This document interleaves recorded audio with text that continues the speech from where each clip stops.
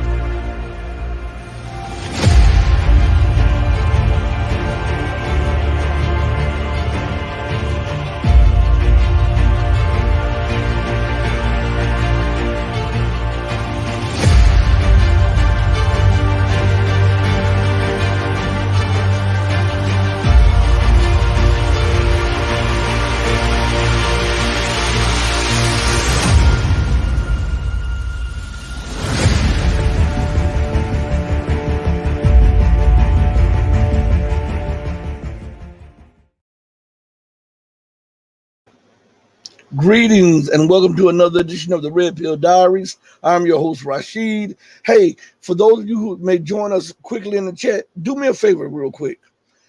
If you can hear me, put a thumbs up or something in the chat real quick. Please do that, because we've been having technical difficulties behind the scene getting this show done. Two of my computers were taken down, two of them. So I'm on one computer. And I'm trying to make sure that everything is going on. So if you can, please put a thumbs up if you can hear me. I would greatly appreciate that. All right. So because I don't want to be talking into the air and no thumbs up. I see Mark Rice in the chat. Hey, Mark, if you can hear me, put a thumbs up in the chat, please. All right. Let me go to the chat real quick. Give me a second, everybody. We're waiting for Martin, Sieff to join us. I just sent them a message letting them know that we're live and we're trying to check everything. Prior to the show, 2 computers were taken down. You know, I do the show with 3 computers. 2 of them were taken down and this one was jammed or whatever like this. And so now we're trying to make sure that everything is kosher.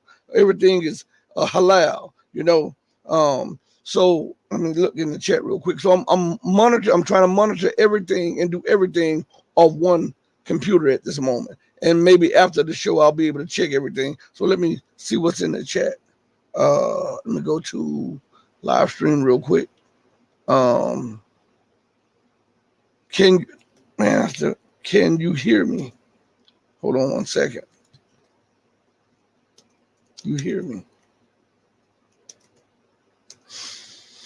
Boy, I tell you what, between YouTube and StreamYard, man, you guys have got to stop this. You guys have got to stop this. Also, I'm looking in my StreamYard. They're saying that the connection with Rumble has been cut. So I'm dealing with both of those. So, but we're going to keep rocking and rolling until Martin Sieff joins us. Hopefully, they're not blocking him or something, that's going on. But it's ironic that prior to the show, two computers, the one to my left and the one to my right, were taken down, and the one in the middle is experiencing glitches and problems or whatever like that. So, but we're going to go on just like there is we have the guests, and just like if we have both of the computers on either side, and we're going to go into the news and wait for Martin to join us. Okay, so I want to address something in the news while we're talking. There's an article out on. I just got a message. Hold on. There's an article out on Sputnik, or Sputnik, as they call it. Some people call it Sputnik. Some people call it Sputnik International. And there's an article from Scott Ritter, which is the main featured article right now, as of 2 hours ago. I caught it.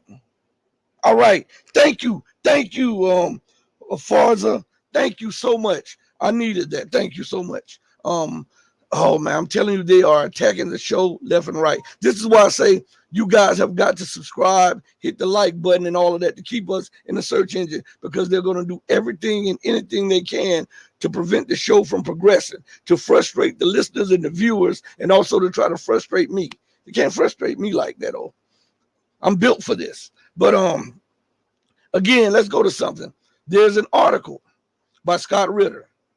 It's titled, Ukraine Shows U.S. Military Not Ready for Major War. Now, as soon as I saw that this morning, I said, man, I didn't even read it. I said, man, I got to bring this up. I want to bring it up to Martin when he gets in the booth or whatever. So Martin has not arrived yet. And there is a time zone differential. So he may have something like confused, but I did send him an extra message.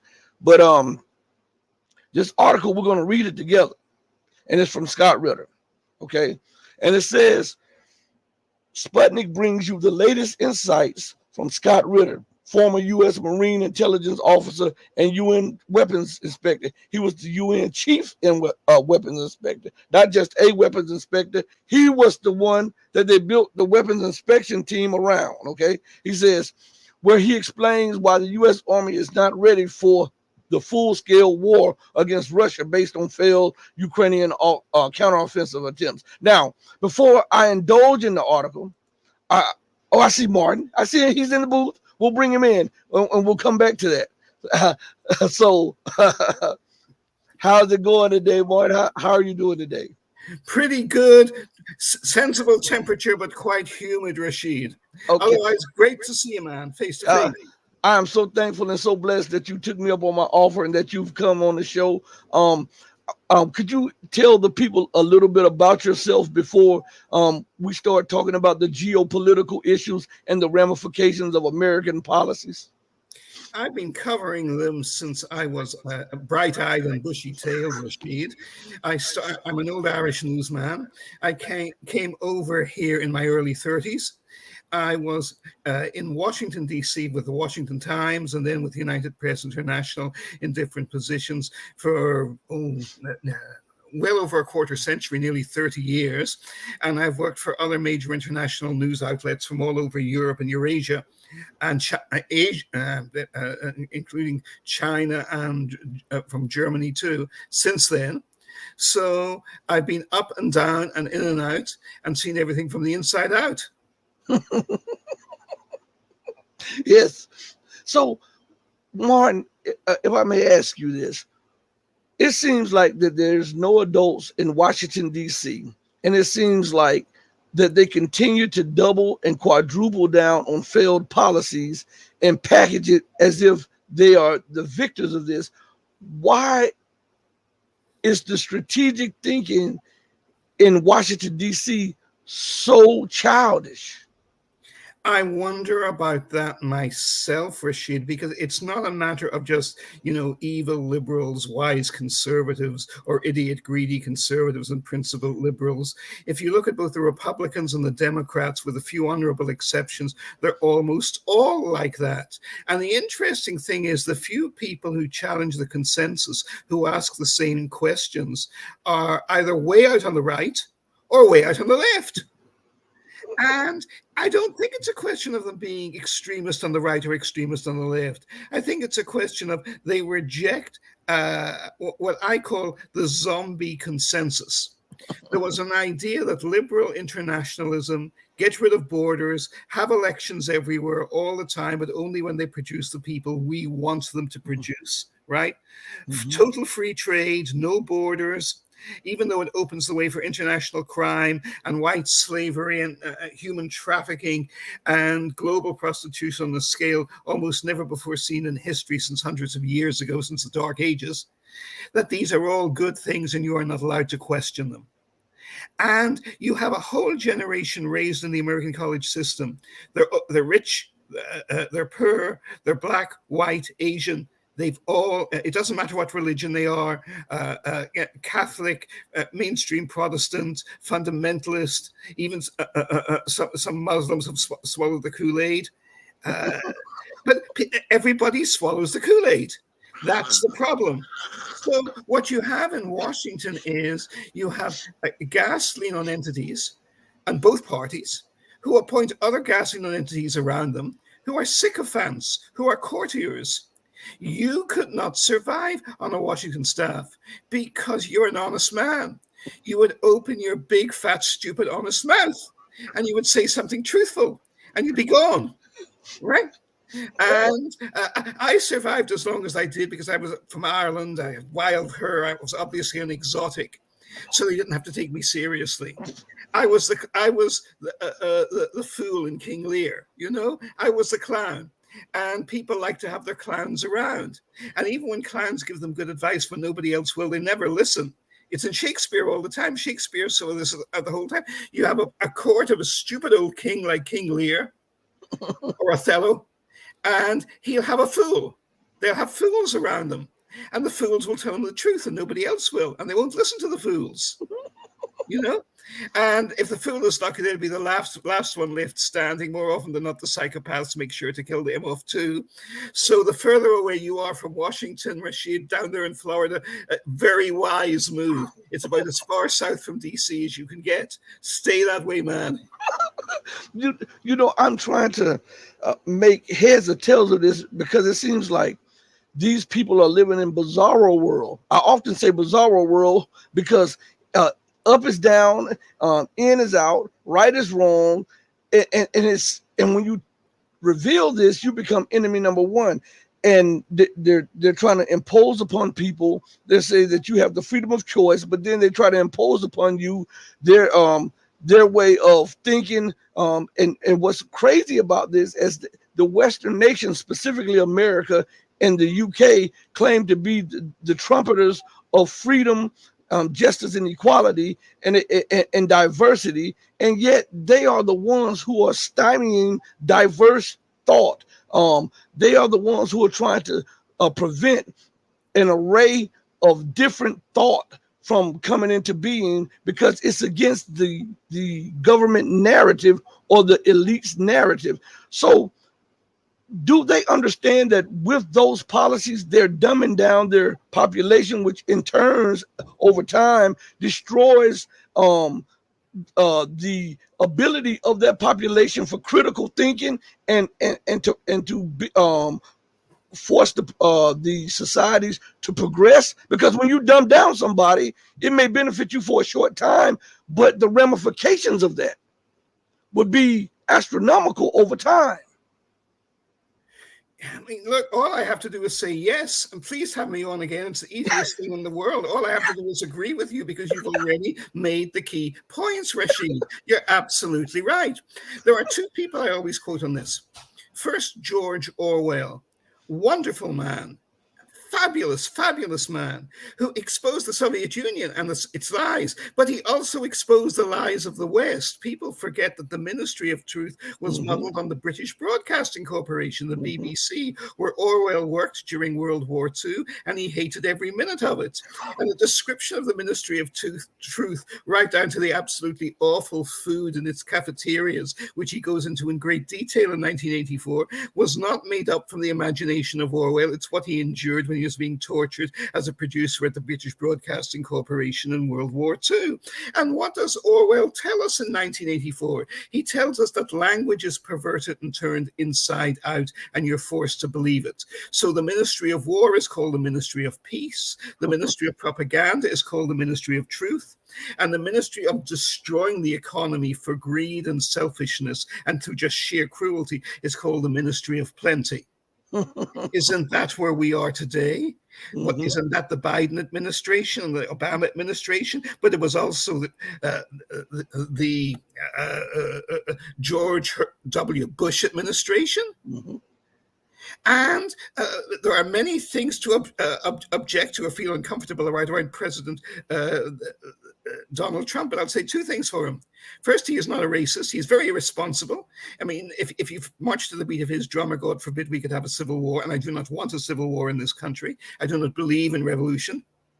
But the trouble is, the people, you nailed it, the people who would be the first to be destroyed by revolution are the people who are making revolution inevitable today. The very same people.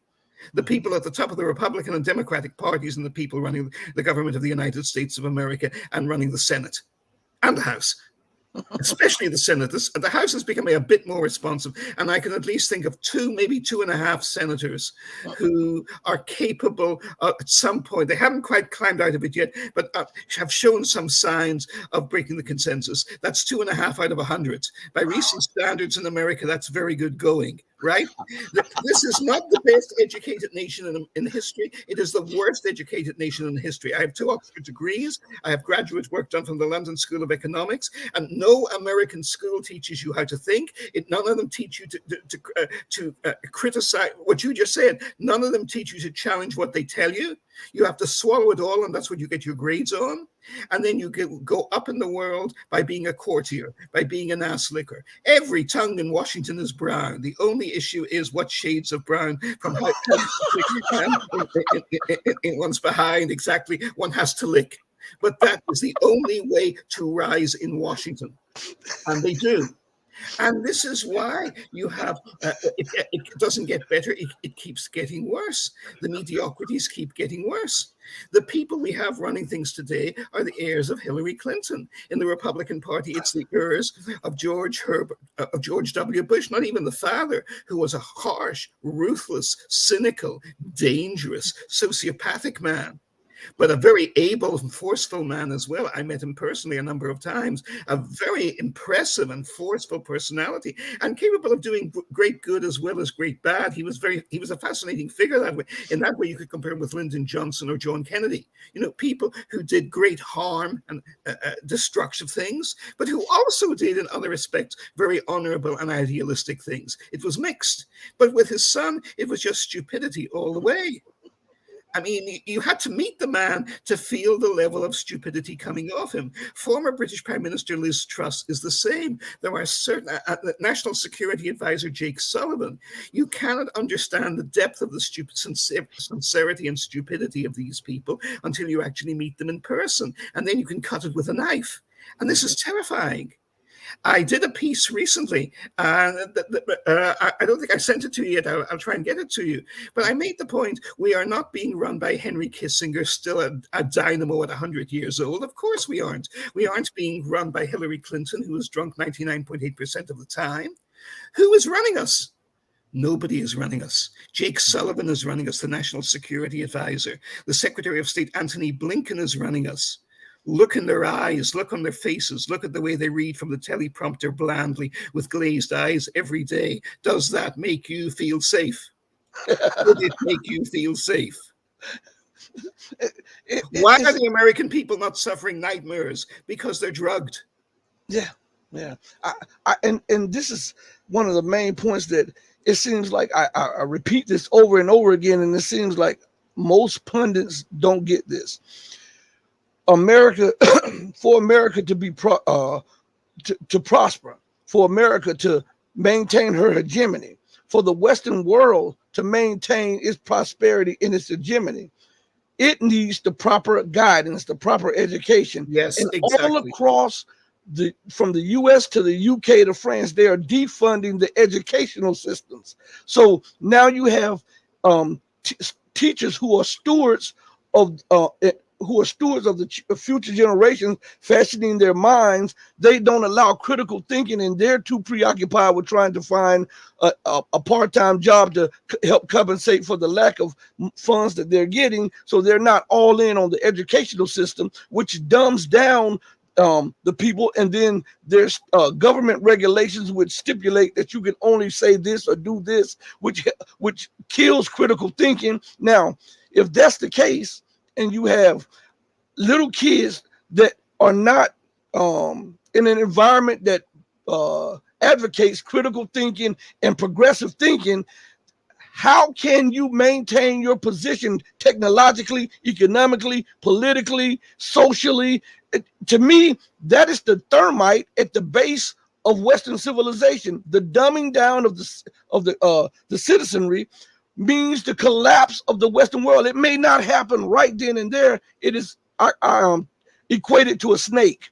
You cut the head of the snake off. The snake twitches for up to 3 or 4 hours because the body still believes that it's alive until rigor mortis sets in. That, to me, is what we see in Western society. What do you have to say on that?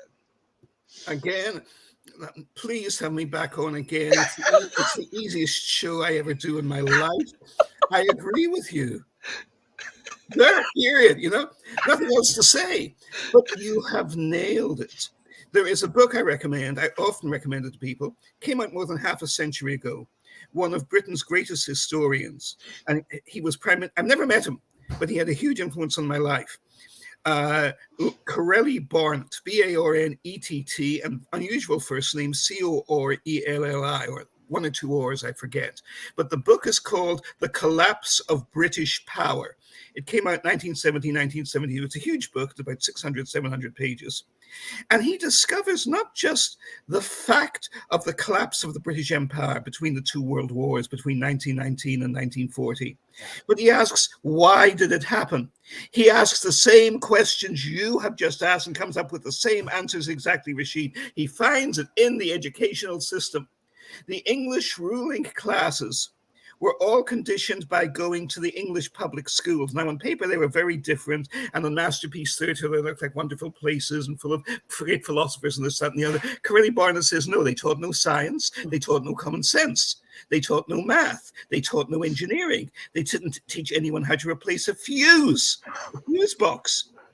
I mean, when I came to America, I became a relative success because I started to think American in American society. I found everything I had learned from two degrees in succession from Oxford University, and then graduate work at the London School of Economics, was useless in the real world.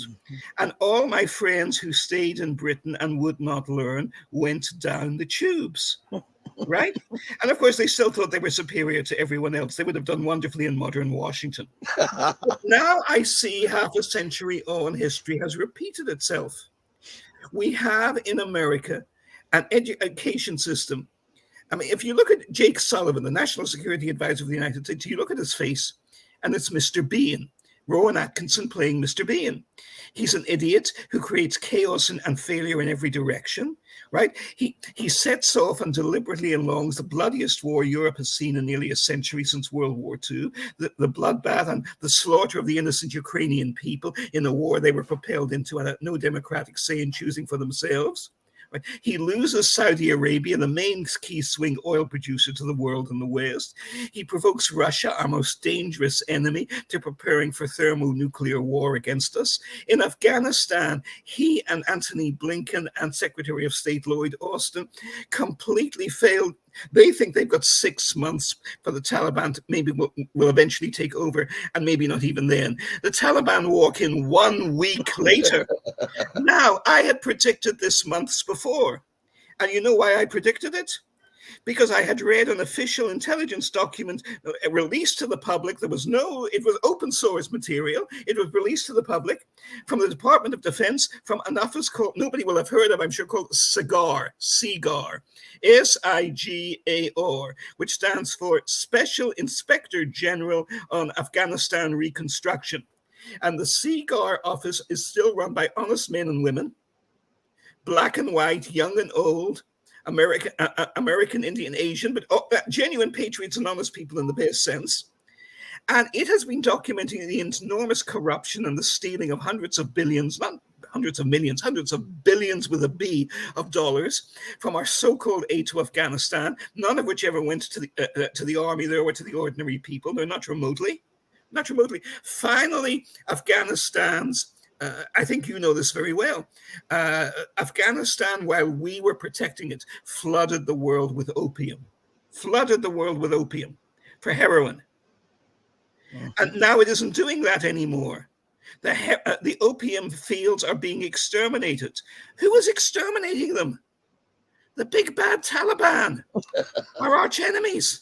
Which they are. And I'm not trying to prettify the Taliban. What they do, they have no conception of women's rights. What they do to human rights in general, and to ladies specifically, is abominable. And yet even they are better than we were. Even they are better than we were. You have to sink very low. I'm not prettifying the Taliban. You have to sink very low to be lower than the Taliban, and we managed it in Afghanistan. But the SIGAR office in April of 1921 issued a public report, not a secret report, a public report. Anyone could have clicked onto it on the internet at the time. I'm sure at least 3 or 7 people did. It would not have been more than that in a population of 330 million. And what did the official Pentagon office on Afghanistan reconstruction say?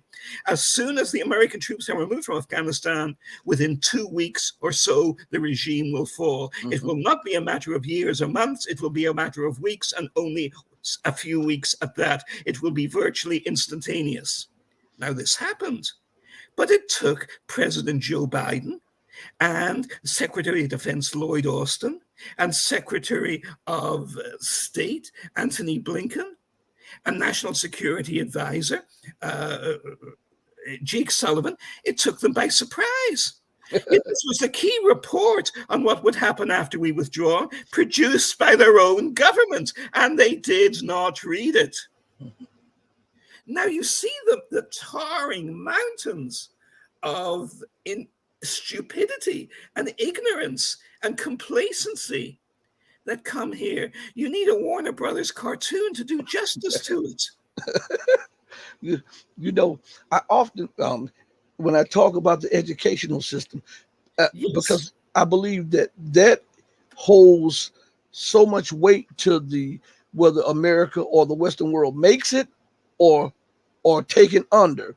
And when we look at these problems, these social problems in America, the explosion of violence in urban America, the explosion of violence in suburban America, the cultural divide, a lot of that can be traced back to the dumbing down of the educational system.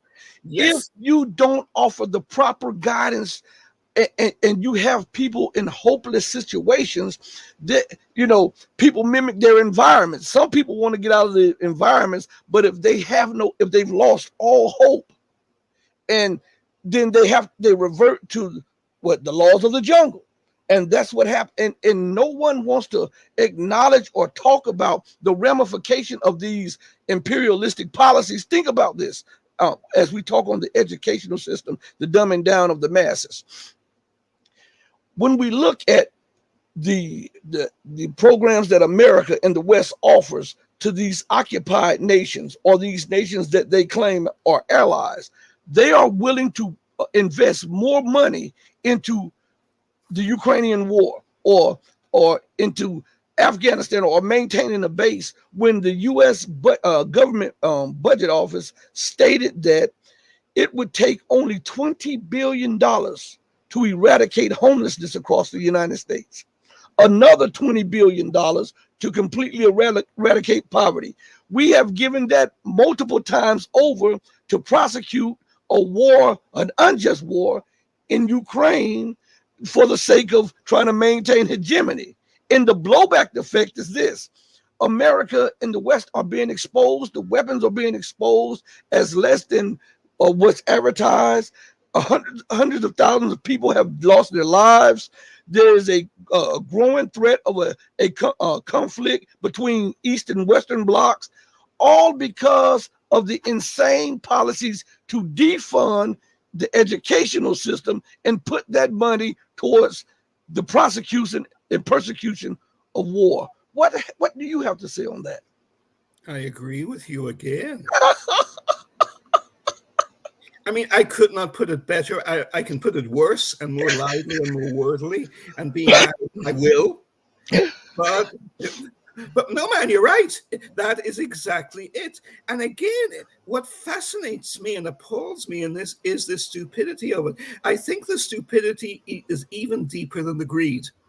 Because when you know these people, they're very inadequate people, and they have to believe they're geniuses. Paul Wolfowitz was a genius, and he was surrounded by all these appalling little cockroaches and slugs who knew they weren't geniuses, but thought if they were next to a genius like Richard Pearl or Paul Wolfowitz or Douglas Feith, that would make them geniuses too, right? And it was once said about Richard Nixon that you could not imagine Richard Nixon as an ordinary boy having fun, getting into fights, chasing girls, playing baseball, anything.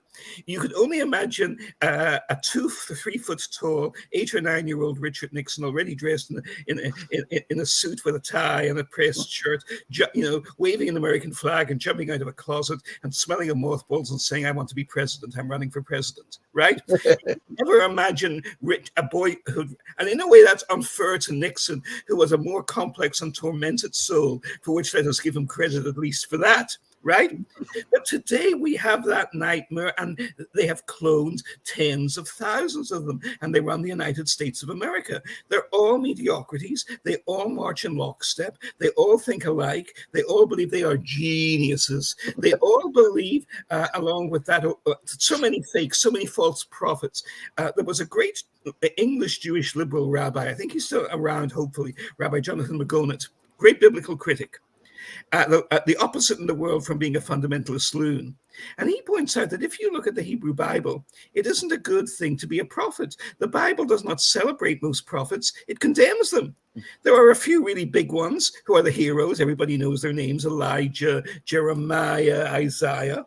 But there are hundreds of them. There are most of them named by names, who are false prophets, who screw it up, who get it wrong, who claim to talk in God's name. And it never happens. And when people trust them and believe in them, the country gets destroyed every time. Does that sound familiar in modern America?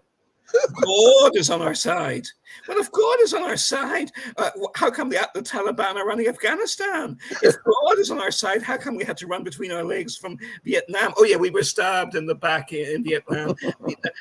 That's how Ludendorff and the German army put off their own rank incompetence in killing 2 million German boys in World War I.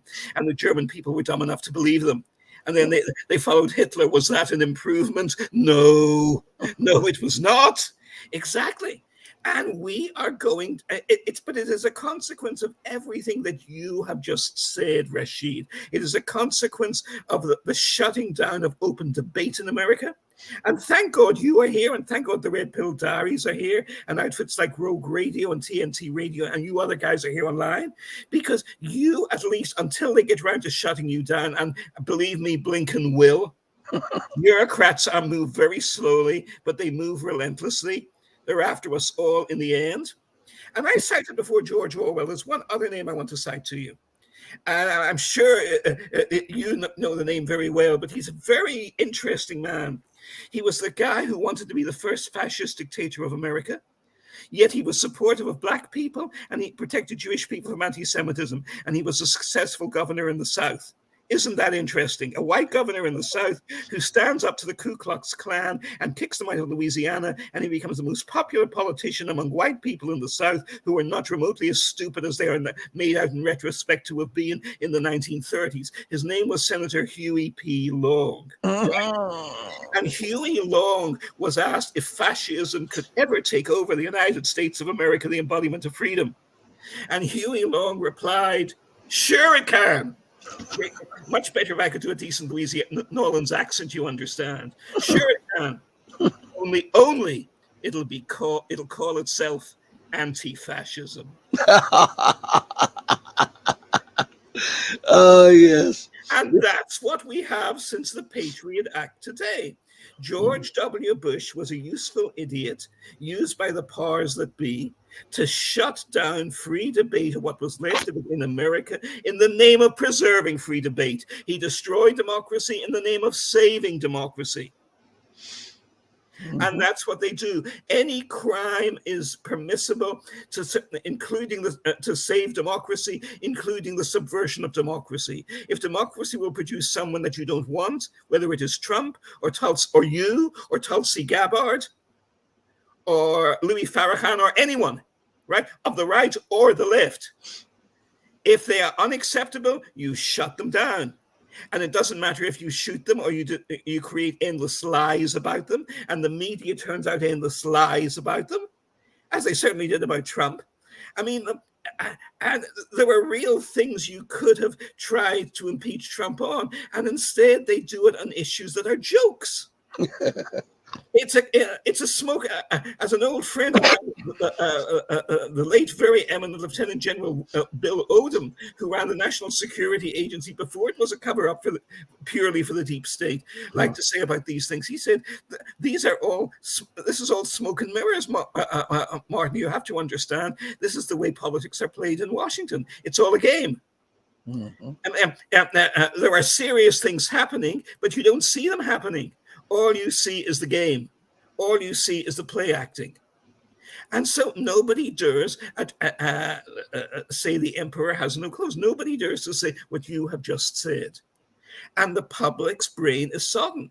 And Orwell was right again. Orwell says in 1984, he has his character Winston Smith, who of course is his own voice, his own spokesperson, saying, if there is hope, it cannot come from the intellectual professional classes. They have been totally co-opted by the state. They are totally drunk in self-righteousness. They are totally loyal to they swallow mindlessly every lie they are given. I paraphrase here, but read it yourselves. The idea is clear, right?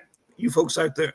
But he says, if there is hope, it comes from the proles. It comes from the people who are supposedly uneducated, who have not had higher education, who do not read the New York Times, or at least, thank God, do not take it seriously, who do not religiously and piously watch PBS News and CNN every day, or for that matter, Fox.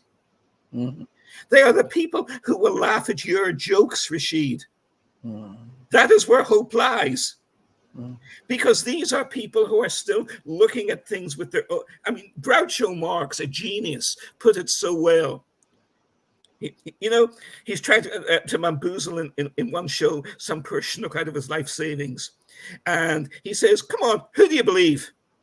Me or your own eyes? Yes. Now, nobody believes their own eyes in America anymore. Yeah, that's right. And I'm trying to figure out this with all of these people, all of these think tanks, all of these these politicians that have degree after degree after degree. Can't they see they're trying to maintain dollar hegemony at all costs, because that's the life's blood for the U.S. empire and the Western world to dominate. But at every turn, they alienate the very people who they need to buy the U.S. debt. At every turn, they alienate the very people who they need to trade with, who they need to do deals with, and then they surround them with military bases. And this costs tens of millions and even billions of dollars, especially with the so-called freedom of navigation, selling through different waters, and also with these war games everywhere across the globe.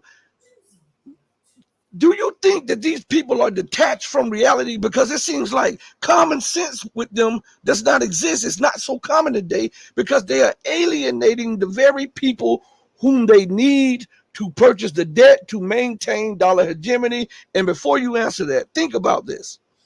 They are in the Taiwan Strait, causing problems with the PLA and the Chinese people. China is America's largest trading partner. China is the largest exporter. The U.S. largest investor, has 4 of the 5 top banks in the world, has the largest amount of billionaires in the world. 93 to 95% of all goods on the shelves of every store in America comes from China or a byproduct of China. How is it that the people who make policies cannot see that, hey, if we continue to stoke them, the Chinese will sell the debt, the Chinese will embargo us. If they embargo us, we're already spiraling down economically. If they embargo us, within 2 weeks, there's no food on the shelves. There's defaults with shipping companies, trains, cargo planes, everything. Now we're dealing with an economic death spiral with banks going up because companies have defaulted on loans and massive unemployment. Do these people think into that, or do they just look at the tip of something and take just the tip? Just a tip. I'm just asking, because it seems like there's no rational or sound guidance or sound policies coming out of these people. Yes.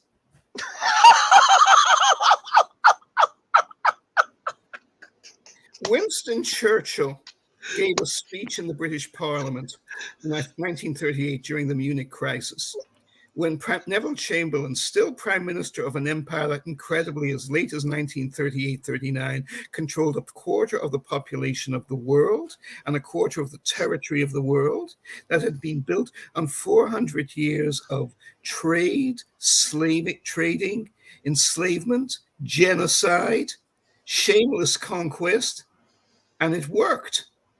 And they lost it all in less than a decade. One of Churchill's allies, a highly decadent man himself, Lord Robert Boothby, said at the time, it took the Romans 200, they managed to lose the most powerful empire the world had ever seen in less than 10 years. It took the Roman Empire 200 years of perfectly enjoyable decadence to achieve the same result. Now we see the same thing here. And you have said it, all they see is the tip of the iceberg. They are ignoramuses who think they are geniuses. They were raised up by other ignoramuses. All they are capable of is recognizing other ignoramuses. Why are you not a national security advisor to the President of the United States? I'll tell you why. Because of everything you have just said. Because it's true. Because you see the problem. And I know people on the hardline military right who see the problem in almost identical terms to you. You come from totally different cultures. You might disagree on fundamental issues, but to save this country, you are both on the same page and you both see the issues and the problems and the paradoxes clearly. And none of you from either the healthy, the remains of the reviving healthy patriotic left or the reviving healthy patriotic right, you can work together, and even when you can't work together, you can dialogue fruitfully and interact with each other. But neither of you is going to be allowed to make any of the changes that are needed to be made because the self-interests are basically there. You have the enormous defense corporations, you have the enormous... Look, in 1980, there were more than 55 major defense corporations in America. In the past 40 years, that has shrunk to 5. They all simply joined each other. They amalgamated. And this did not make America more efficient and safe. It made America totally incompetent and unsafe. Because when there is healthy competition, even in the capitalist market, success and competence, it's like in the media business, success and competence in a free market will ultimately win and take advantage of. Survival of the fittest in the most creative sense of the word. There was a great Austrian economist, free market economist, who I'm great admirer of, Joseph Schumpeter, who talked about the creative destruction of capitalism. But for that, it has to be a genuine capitalism. It has to be free. And of course, we don't have that. We have the worst aspects of capitalism, the worst aspects of socialism. And when we need the best aspects of both to keep each other in balance and at bay, we have neither.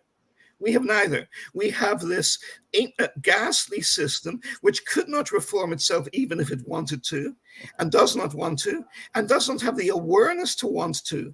And therefore, they are the vampire, and you're holding up the cross in front of them. So of course they're terrified and they run screaming from you. And you are surprised by this.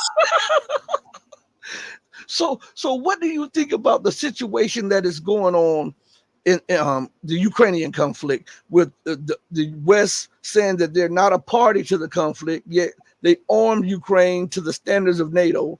They allowed for the Ukrainians to bombard the Donbass for decades. Because I want to address this, and I also want to go to Africa. But first, I want to address this. What do you think is on their minds to stoke tensions with the world's largest nuclear power on its border, to ignore its red lines, and to push the world closer to thermonuclear war than we've ever been before? Oh, I can tell you. I knew Zbigniew Brzezinski personally very well, because when I came to Washington at the Washington Times, I was very young at the time, but I was put in one of the hottest beats in American journalism by my boss, the late Count Arno de Bourgrave, the editor-in-chief of the Washington Times. And because of the contact Arno was able to direct me to and his insights, and I worked hard myself, I was able to report the Soviet Union was going to collapse and disintegrate years before anybody else saw it in Washington, D.C. And Zbigniew Brzezinski loved this because he was a fierce anti-communist, as was and am I. But he was something I am not as well. He's a Polish aristocrat by background. And of course, his kids are now very eminent in the Republican and Democratic parties, and his daughter on national television. So you're not allowed to say this on the mainstream. They hate Russia like poison. Mm-hmm. And they taught an entire generation of Democrats how to think about Russia. Hillary Clinton, Barack Obama, Antony Blinken, who worked for Hillary Clinton, Jake Sullivan, who worked for Hillary Clinton. And all of them sat at the feet of Madeleine Albright and Zbigniew Brzezinski, who hated all Russians like poison. And I did not read this in books. I knew Brzezinski well personally. He was not an anti-black racist in the slightest. He pushed Barack Obama to be president of the United States. He promoted him. He was not anti-Jewish to any degree. He consistently maintained high levels of support and funding for Israel through the 1970s. Nor was he anti-Muslim in principle, though he preferred radical extremist Muslims who killed innocent Muslims because they were more likely to kill Russian soldiers. Because the only thing Brzezinski cared about was killing Russians. He hated Russia. And Jake Sullivan comes out of that same basket, and he has been openly reported as saying so, and you should especially look at the reporting of Seymour Hersh on this on his Substack.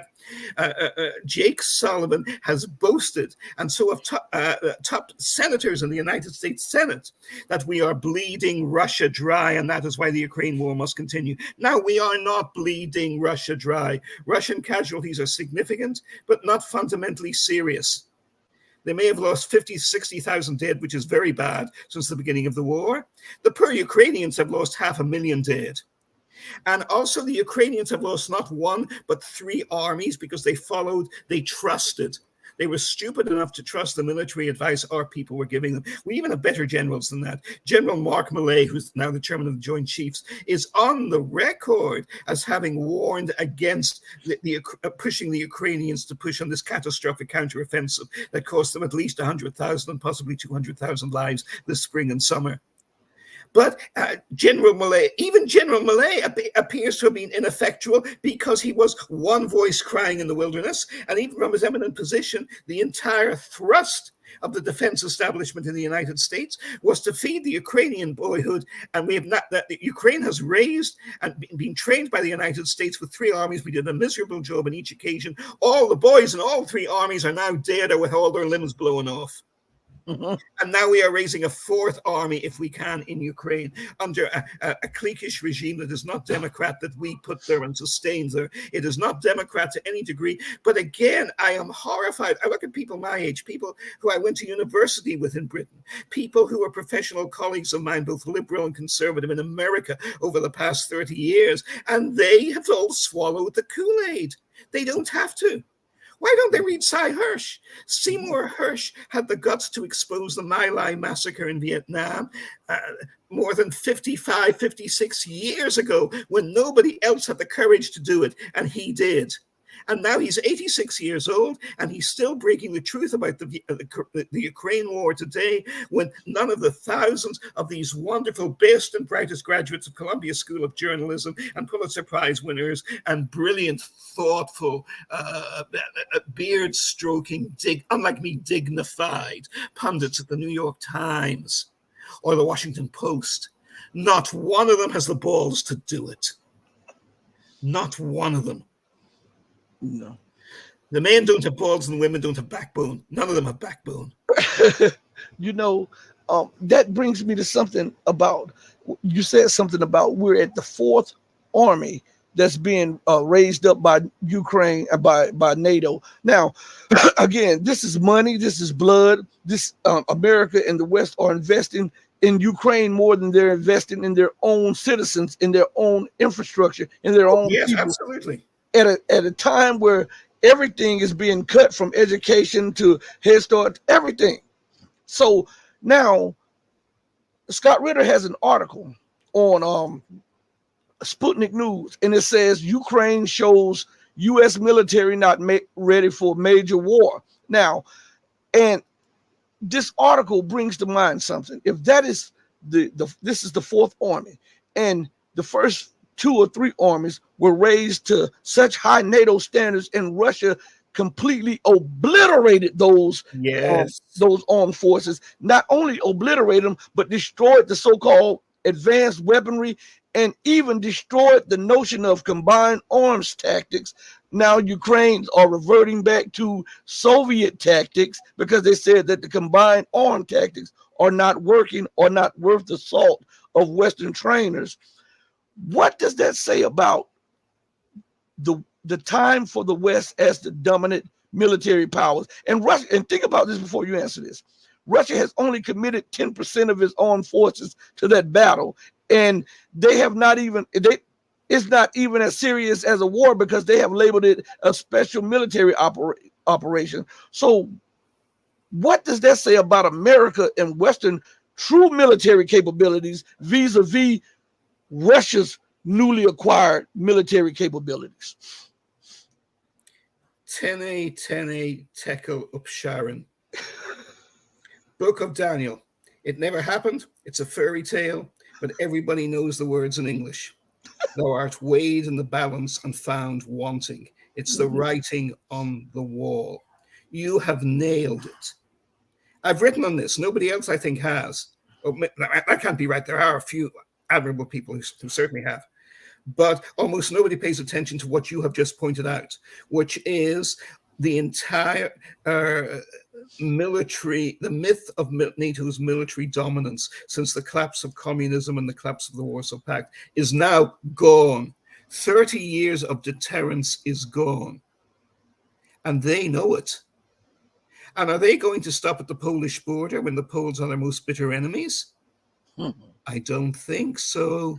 Or if they do, it will only be for a little while. And then we pulled the cork out of the bottle. We unleashed the genie of revived Russian military dominance in Eurasia. We gave it to them on a plate. We exposed to them all the secrets of our NATO weapon systems, and some of them work very well, but only when they are competently directed and won. We were piss ignorant of. There are 2 great military gurus in history. One, most people in the West who are interested in the subject know all about. The second is still virtually, although people pay lip service to him, they don't internalize him. The first is Karl von Clausewitz, typical German racist dumb thug, right? The German army, which operationally was the best in the world in 1914 and 1939, followed the principles of von Clausewitz, and they lost totally on both occasions. They lost big. That should tell you everything you need to know about von Clausewitz, right? Von Clausewitz is dumb. Attack the main force of the enemy, which is where they're going to be strongest. Ignore, he pays lip service to, but he pays no real attention to the strategic, which you have talked about, the strategic, economic, global context. But the other great military strategist, truly the greatest military strategist of all time, was China's Sun Tzu.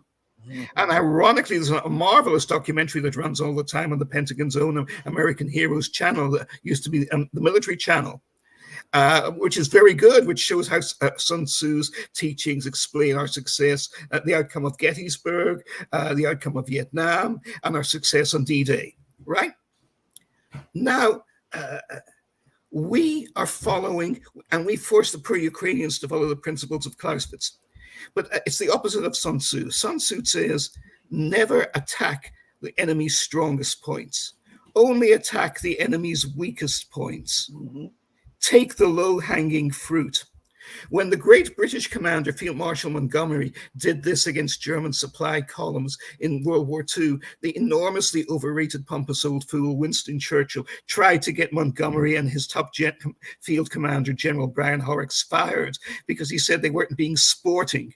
They weren't, it wasn't gallant the way war should be fought. Churchill had thrown away 100,000 British and Commonwealth lives under bungled idiot commanders over the previous 2 years. And Montgomery, who, although born in England, was really raised in Australia, so he was really an outsider for the British military establishment too. Montgomery changed all that. He was the finest military commander in the West of the war. And I don't think he even knew Sun Tzu existed, but he practiced Sun Tzu's principles even so. You go through everything Montgomery did in North Africa and Sicily, the deception operations and the breakouts in D-Day. It's all Montgomery and it's all Sun Tzu. In Ukraine, we aren't applying Sun Tzu for a second. Sun Tzu also says a key point from what you just have said: you can give people the best weapons, equipment in the world, far superior to their enemies, as the French had over the Germans in 1940, and you will still lose, and you will lose big. Because it's exactly as you said, Rashid. It's about coordination. It's about how you use the weapons. And the general, as Sun Tzu says, has to know how to use his forces, how to coordinate his forces, how infantry will work with artillery or with cavalry or with tank forces or with air support, how to integrate them all. Or today we have drones. Today we have the swarming battlefield, which our own commanders in the West have no idea. We set up endless bureaucratic structures in the Pentagon to study these things, but nobody actually does anything about it. And we also, of course, follow this ludicrous myth on which we have literally spent trillions, I didn't say millions or billions, I said trillions of dollars, on instantaneous communication between the Army and the Navy and the Air Force. This is our new Gandalf magic wand. This is Harry Potter's wand, right? This is the way. It doesn't matter if Russia and China have 100 times the number of troops that we do. China, by the way, has 200 times the shipbuilding capacity of the United States. How did that happen? Why did we let it happen? I'll tell you how it happened. It wasn't conscious treachery. It wasn't, evil manipulators in Wall Street. It was people who read the Wall Street Journal. It was believers in unlimited free trade. It was believers in Adam Smith and David Ricardo. And it was everyone who has ever funded a cent to the Cato Foundation in Washington. The Cato Foundation has done more to undermine American security in the last 40 years than the Communist Party of the United States managed to do in 100 years. It was thankfully always extremely bungled and incompetent. But senators and congressmen and presidents listen to Cato and drink the Kool-Aid of free trade and let American industry be destroyed, whereas the Chinese, who have never fallen into the trap of saying, we must defend our economic borders, we must have tariffs, we must protect our domestic industry. They never fell into that trap. But we did, because we swallowed the Kool-Aid, because we believed the Cato Institute, because we believed Adam Smith, and because we believed David Ricardo. We believed all that poisonous, destructive shit. And that is why our industries are destroyed. And that is why 100,000 young Americans, black and white alike, die of fentanyl poisoning every year. Because the rulers of the United States still drink the Kool-Aid of free trade and Cato and minimum government involvement. And the Democrats do it almost as much as the Republicans. Our a channel member, Mehdi, puts a $10 super chat up and he says, will we ever see a White House reporter ask the Biden administration, have any active duty military members been KIA in Ukraine since February 24th, 2022? Before you answer that, I want to pull up something for him. Sure. According to Military Times, on July 27th, 2023, The Pentagon has authorized additional, so they had already authorized some, but this was in addition to what they had authorized. Listen, the Pentagon has authorized an additional hazard pay for U.S. troops serving in Ukraine, a defense official confirmed Thursday. The bonus was known as imminent danger pay, is offered to troops who serve in areas where they could be harmed by hostile fire or mines, insurrection, civil war, or terrorism. So there's your answer right there. There are U.S. troops on the ground, and they've been there. That's your answer. That comes from the Military Times. What have you to say on that? Because it's something I want to go back to after you answer him. That's something that you said that was poignant. First of all, Mehdi and you too, Rashid, again, yes. You both nailed it. And to go a little further, Rashid, the point you asked answers the question. Whether people have been killed, will we ever see a White House reporter ask the Biden administration? Yes, of course we will, because they will have been told to. I have been a White House reporter. To be a White House reporter, with the honorable exception of the late Helen Thomas, who bizarrely enough, I was actually her boss for a year. And at first we loathed each other totally. And actually at the end, it developed a kind of a very not great friendship. It could not be. We were too different and from different generations, totally different people. But we developed a strange, bewildered respect for each other for one very simple reason. We both opposed publicly as well as privately the war on Iraq in 2003. And Helen, who was in her late 70s at the time, if not already in her 80s, was the only member of the entire White House press corps to have the integrity and the guts to ask the unpopular questions, which of course were never answered. And this late 70s-year-old, early 80s-year-old, very elderly lady was treated by the press officials of the Bush administration and by her own so-called colleagues in the great White House press corps as if she was a joke when they were the jokes. And she was the last free voice in America to say those things. Mm-hmm. And I wouldn't have expected of Helen beforehand, because when I was put in, I was nobody, and she was already a living legend for 30 or 40 years before that. And she was doing almost no work at the time. And I would have fired her, but I knew you can't fire a living legend. They'd have hired me instead. And she knew the same thing, and she despised me because I had been put in position by Arno de Boergraaf, who was her archenemy. Right? One of the great joys of life at United Press International at those days was to watch Arno de Boergraaf and Helen Thomas pretending to be polite to each other when the hatred between them was crackling like high-tension electricity over your head. It was hilariously funny. Right?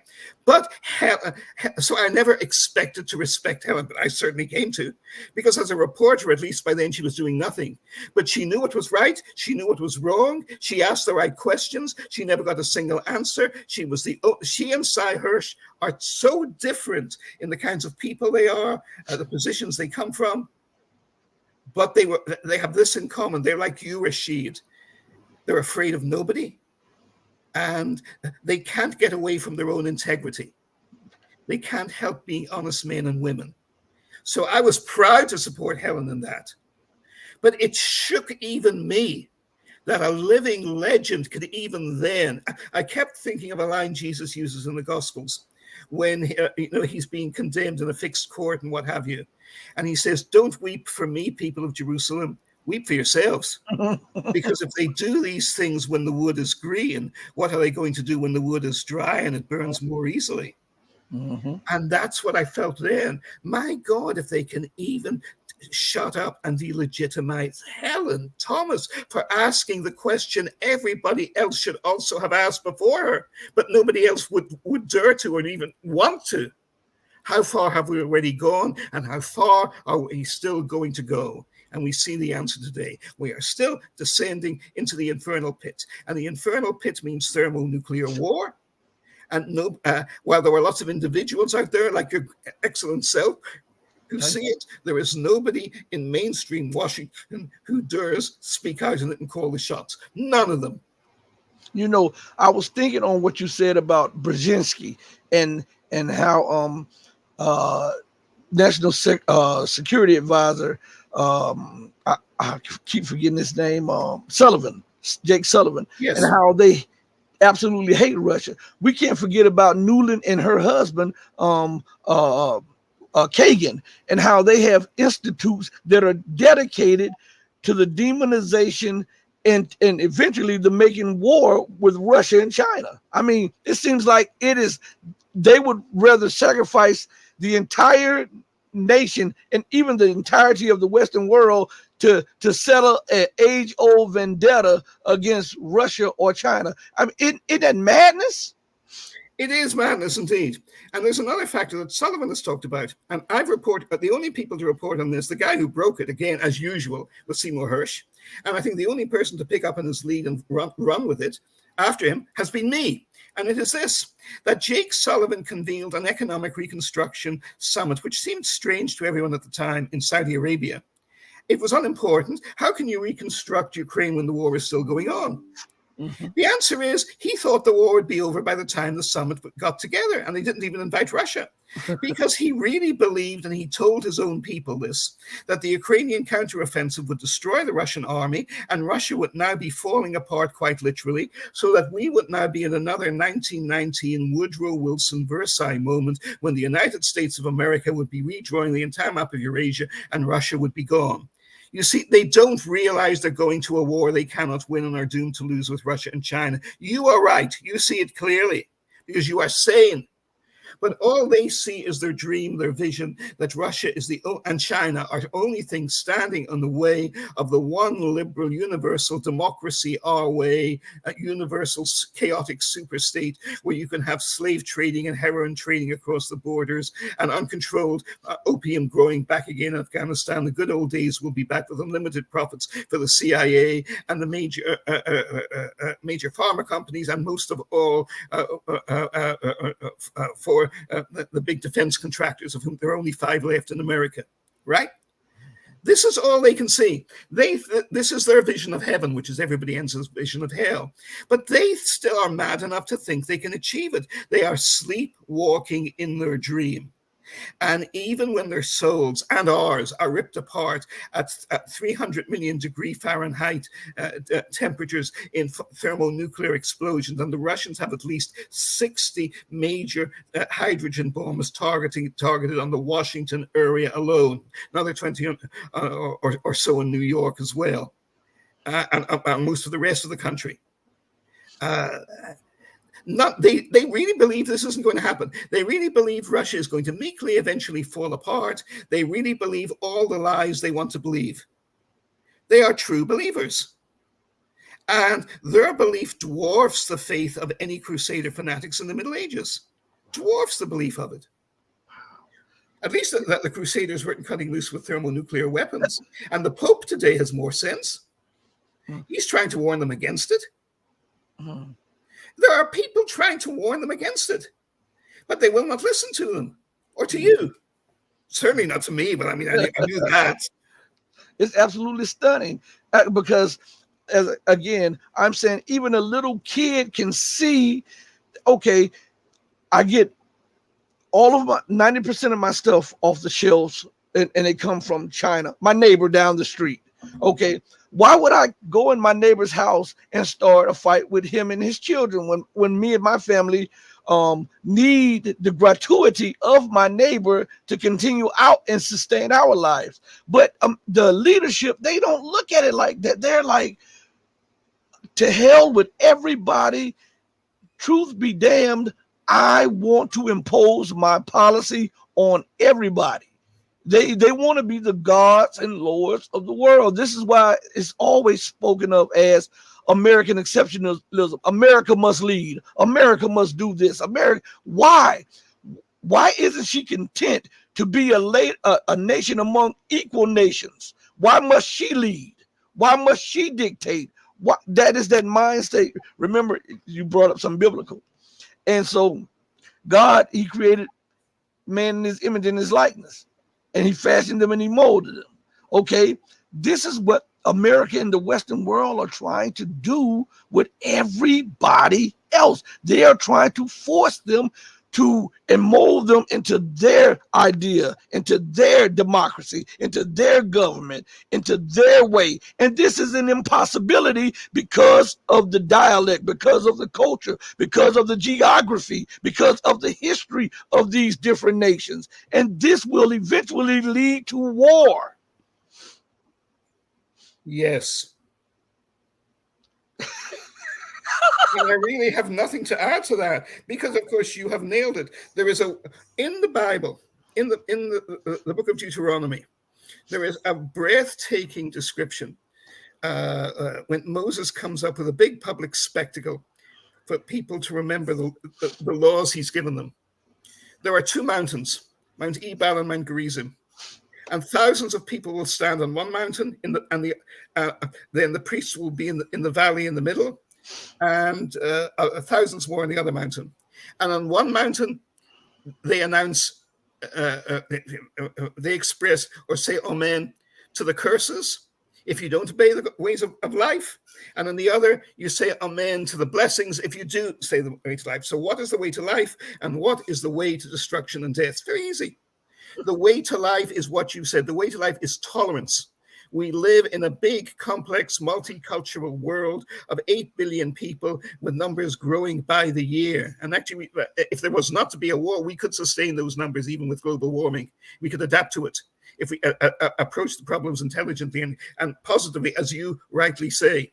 But the key to this is not to fight more wars of ideology or religion, such as those that destroyed Europe during the Reformation from 1500 to about 1650. Europe was destroyed in wars of religion. And finally, in 1648, there was a peace called the Peace of Westphalia, which established the principle of the modern nation state. But it established something much more important.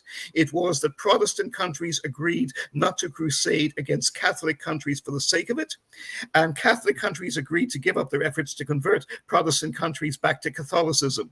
And that's what ended the wars of religion in Europe. Is it really so hard for Catholic and Protestant people to live together in peace? Well, in my Northern Ireland, of course, it is impossible, as you'd expect. But everywhere else, all across America and Europe, big deal. Fine, good luck to you. Both ways. Is Christ divided? Well, if he is, you make peace between the divisions. That's what the whole ecumenical movement is about, and God bless it. That's what it's there for. But what is the way of war?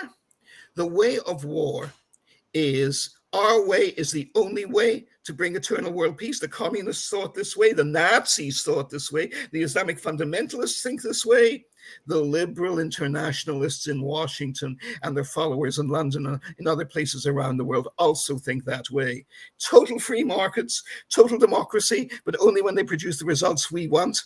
And when we're free to subvert the results and manipulate those democracies the way they ought to be manipulated, right? All of the above. And of course, unlimited military spending, as you rightly point out. This is the way to perfect world peace and a perfect single global system. And that idiot Francis Fukuyama in 1993 wrote a little book called The End of History. And ironically, it was Brzezinski, of all people, who didn't believe it.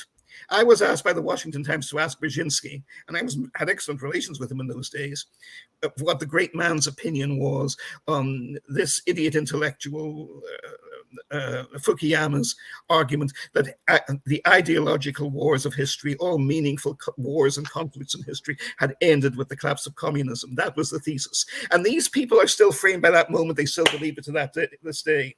Now, Brzezinski was a Russia-hating racist who continually fed the national interests of the American people and the United States of America to his own hatreds and prejudices and bungles.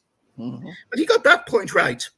He said to me, and it was in a phone conversation, I was at my desk in the Washington Times. I said, Professor Brzezinski, is Fukuyama right? Have we reached the end of history? And what did the great man say to me? And he knew how to make a point. He had a great presence to him. Could have been a great stage actor. He could have played the national security advisor in any number of Hollywood movies, right? Much better than actually being it. Martin,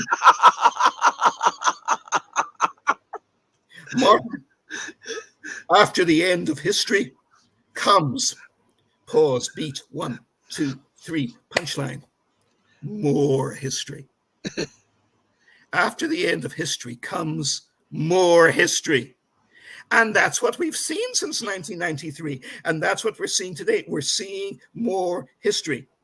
History did not end with the collapse of communism in 1990-91, which means Russia and China are not just going to roll over and die at the next Ukrainian offensive. Just throw away another 250,000 Ukrainian lives and it'll all be over and there'll be happiness forever. That's the kind of thinking they had in World War I. Well, duh. Did it work? Go to the mass graves in Belgium and Central Europe and in Verdun. Look, see for yourselves while you still can. No, it didn't work. And then Woodrow Wilson, the arch idiot, comes along. Self-determination, a typical instant wisdom from the hick American Midwest. You know, one single idea will bring human happiness, whether it's free trade, whether it's speaking Esperanto, whether it's joining the Kiwis or the Kiwanis. You know, it's always something simple and ridiculous and absurd, and it'll solve all the problems of history. Free trade. Yay! Right? And in his case, national self-determination, and his other wonderful idea, the League of Nations, which is today the United Nations. Well, I'd rather have the UN than not have it. It's better to have it. But you've got to be under no illusions about it either. It's only able to do what it's allowed to do, and it isn't allowed to do anything. Do you feel safer? Well, duh. Well, what is going on with France? It seems like France is lashing out because the former French colonies are trying to reassert themselves as truly independent nations. And it seems like the West, they are giving France a free hand at interfering and intervening in the sovereign affairs of Niger, Mali, Gabon, and all of these other nations. Are we looking at the collapse of French colonialism in the Sahel? I believe we are. It's certainly under risk. You're absolutely right. And you just used a very important phrase again, and an accurate phrase, Rashid, and that is the collapse of French colonialism, because people might say, but didn't France leave its colonies in the 1950s and early 60s? Well, I see it in your face. Of course, you know the answer. You'll forgive me to spell it out to your audience too. No, it didn't. They pretended to. Same with the British. Neo-colonialism continued. The shameless oppression of the peoples of Africa has continued over the last 80 years. And now the Chinese are moving in. And they'll be doing it for their own interests too, of course. But so far, at least, the Chinese involvement seems to have brought much greater benefits than the British and French and American presence combined. They invest more. They build infrastructure. They don't try to topple governments. They don't try to cause conflicts. They don't try to destroy democratic governments or autocratic ones either. They tend to try and work with whoever is in there constructively. And it's not an ideal approach by any means. It is not going to bring paradise on earth, but it is materially and dramatically improving the standard of living and quality of life and economic prospects for hundreds of millions of human beings who have waited for this for a very long time, for a decent chance to do so. So in the short term, at least, it should be welcomed and has been a hugely positive force for that reason. But as you say, what we see now is a major challenge to the British and the French. And we see, of course, the growth of BRICS. To me, the key factor here so far, there's one big continuing drawback to BRICS, and there is one huge, enormous breakthrough success to them. The breakthrough success that is bigger than anything is the accession of Saudi Arabia to BRICS. Saudi Arabia is only 25 million people, but it is still one of the key swing oil producers on earth. And together with Russia, coordinating with Russia, which they have never done in their history before, they control, and of course you know this backwards already, and I know you are more of an expert on this than I am by far.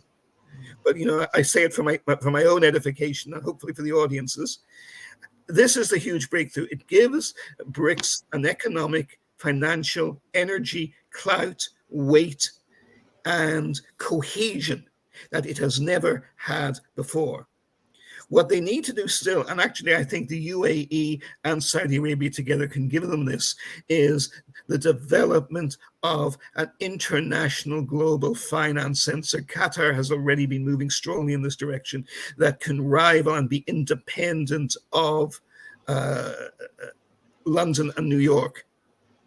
Shanghai has been undermined. Tokyo was contained.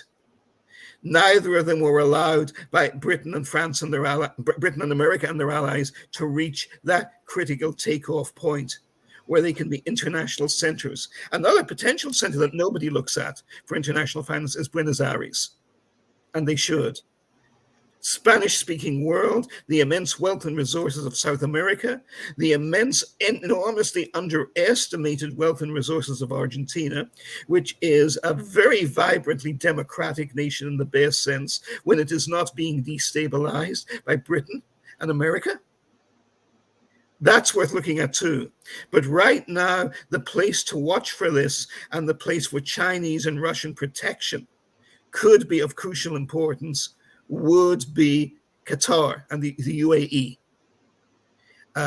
as a consequence or spin-off of the Saudi-Russian energy alliance. And that is well worth looking closely at and watching closely. Don't forget about Iran. Iran was invited into the BRICS also, and it's a major gas and oil player. Absolutely. Yes. And also, when we're talking about the BRICS, remember this, that recently, as recent as about a week or two ago, the Chinese were talking about that the Shanghai Cooperation Organization needs to be more in line with the BRICS. And, it's similar to how, and I'm paraphrasing, similar to how the European Union is the political wing of NATO, and so we're looking at a major change, a great paradigm change that is underway from west to east. And this, I think, has the United States, the UK, France, and the European Union in panic, because now there's a challenge to all of the global structures that were set up for Western domination and Western influence and Western wealth. I do believe that this has caused panic in the halls of Brussels, London, Berlin, Paris, and Washington, D.C. And this is one of the things that is pushing their irrational, illogical policies to sanction and wage war, because they see now an up-and-coming challenger to the throne. And they've ruled so long that they don't want to sit down and watch somebody else take the position that they've had for so long. What say you on this as we bring the show to a close? Again, please have me on again. I don't have to do any thinking. You do it all for me. And then you make me look good. You make me look better than I have been. Because you brought up an aspect I did not think on before, but is very profound and important. And it is the chain reaction effects of incompetence. The great historian Corelli Barnett, who I mentioned before, again, Margaret Thatcher's favorite historian, he was the only British historian in her 11 years in power she put into the House of Lords. She gave the highest academic honor she could to. And he talks about British strategy and, German strategy in World War II. And he makes the point that when countries are losing wars, their strategies unravel.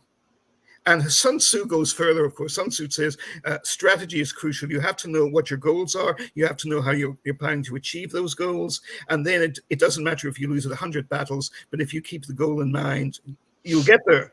Right. Whereas you can win 1,000 battles like the Germans in both world wars, or Hannibal against the Romans, who never beat him in battle. And you'll still lose the war and lose big if you don't have a strategy, you don't know what you're doing. These people don't know what they're doing. Their strategy was just a fiction of their imagination. So what happens when reality actually starts to intrude? Exactly what you just said. There is panic. And there is chain reaction of incompetence. The dominoes start to fall against each other. One bad strategy knocks over another bad strategy, and then it knocks over a third bad strategy, and they don't know what to do next. They don't know. They themselves, as you said, created the economic conditions whereby the whole world lost confidence in them and won't invest in them anymore. The consequence of this is the new age of the super BRICS, augmented by Saudi Arabia and Iran, not small augmentations, to put it mildly, and Egypt, which gives an awful lot of trained and hardworking manpower and security stability throughout the Middle East at the same time. And this is taken from the American-Israeli bloc and the West's bloc, and it is now going to the Russia-China bloc. And so is Turkey, which is even technically in NATO and the EU, though both of them have treated it like dirt repeatedly over the last 20 years, because they do not respect President Erdogan or realize what he is doing for his people. And because, again, and even in Europe, you see this with Viktor Orbán. He's a racist. He's an ugly little fellow, but he doesn't drink the Kool-Aid. He doesn't drink the Kool-Aid, right? And so you have, the more these anomalies keep popping up, the more these giant weeds start popping up in Jake Sullivan and Anthony Blinken's and Victoria Nuland's garden. And the more they don't know what to do, the more they flail around, and the more they overcompensate by thinking, if we gamble and win big in Ukraine, this is the mark of the very bad poker player. I guarantee none of these people has ever played serious poker. Presidents Eisenhower, Truman, Kennedy, FDR himself, Lyndon Johnson, Richard Nixon, and laid back kindly Ronald Reagan were all ferociously good poker players.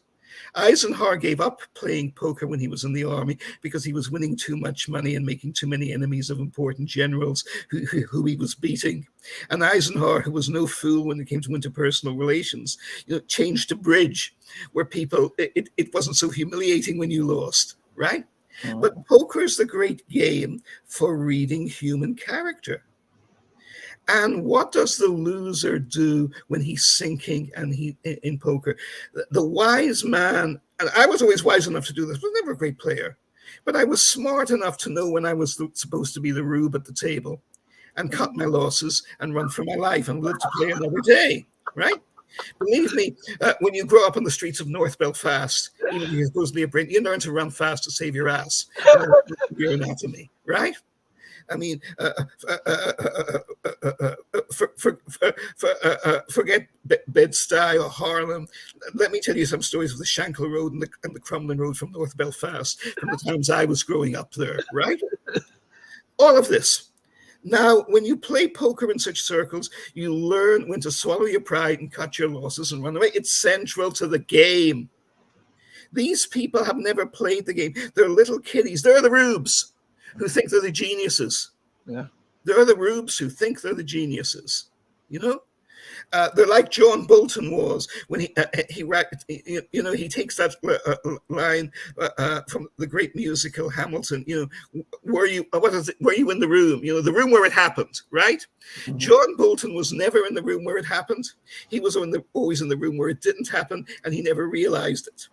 That's where the United States of America is today. That's where Jake Sullivan is, and Victoria Nuland are, and Anthony Blinken.